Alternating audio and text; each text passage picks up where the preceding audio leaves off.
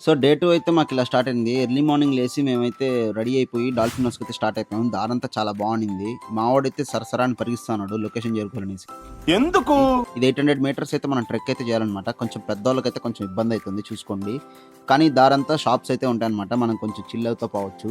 లొకేషన్‌కెళ్ళక ముందే దారిలో లొకేషన్స్ అయితే సూపర్‌గా ఉన్నాయి అసలు. ఇంకా అలా అలా నడుచుకుంటా మేము లొకేషన్స్‌కైతే ఎళ్ళిపోయాము. అక్కడికెళ్ళంగానే ఫస్ట్ అసలు మంచి మంచి ఫోటోస్ అయితే తీసుకున్నాను. కొంచెం స్టంట్లు కూడా చేశాను.